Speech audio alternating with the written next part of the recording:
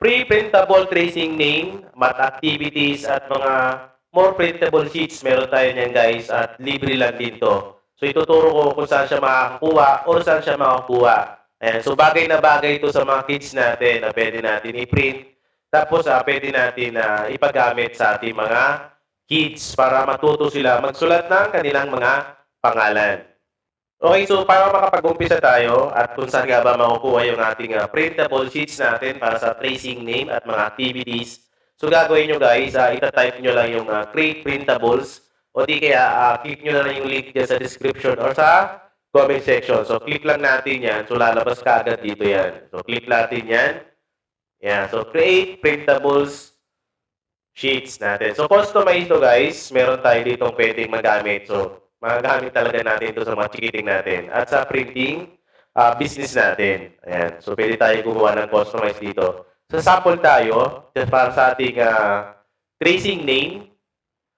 So, ang gagawin lang natin dyan, yan. So, pwede naman siya i-edit. So, lagay lang natin yung pangalan ng ating chikiting. Ayan. So, edit nyo lang yung add your name. Ayan. Tapos dito, pwede pa siyang ma-customize. Ayan. So, nalagay na natin yung pangalan natin. So, pwede natin siya i-customize kung ilang repetition amount. Kumbaga, ayan. So, 10 lagay natin. Ayan. So, pag nalagay na natin yan, pwede rin natin i-customize yung font. So, explore nyo na lang. Tapos yung font color, pwede din yan. Portrait or landscape, pwede rin yan. So, pag nalagay nyo na yung customize name, click lang natin itong view print or download. So, view print muna. Yan, para makita natin. So, ito na yung name tracing practice natin. Yan. So, 10 piraso yan. So, naka-ready to print na yan. Ang gagawin natin dyan, click lang natin itong icon ng printer. Siyempre, select mo lang yung printer na gagamitin mo. Sa more settings, kailangan, kung ano yung gamit mong papel, yun din ilalagay mong size. Kung yari A4 size, yun din ilagay mo. Ayan o. So, mapiprint sa A4 size na gamit mong papel. Kung gusto mo naman long, depende dun sa papel na gagamitin mo. So, ganun lang siya kadali gamitin. Para dito sa ating tracing name natin. So, gagawa pa tayo ng isa. Ayan. So, explore natin. Ayan. So, sa alphabet naman, meron din tayong alphabet na mga ready to print na. Click lang natin itong easy tracing or easy letter formation tracing.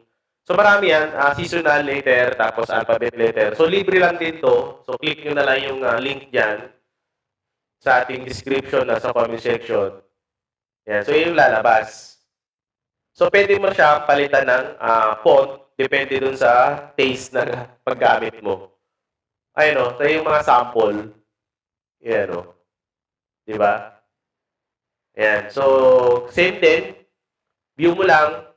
Tapos, print mo na kagad. So, ang kagandahan dito, naka-black, kumaga parang black and white lang siya na text.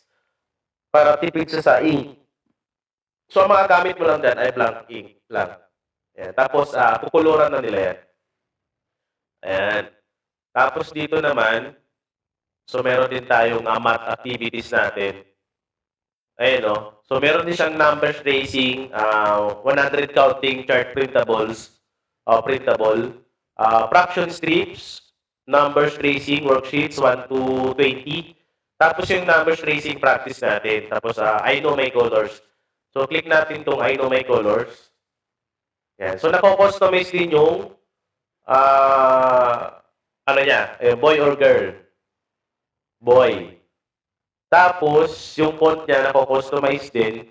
Tapos yung kulay niya, ayun, red, orange. So, color 2, color 1, color 2 hanggang color 11. So, nako-customize din. Tapos, pag na-customize mo na, same process din. View print lang.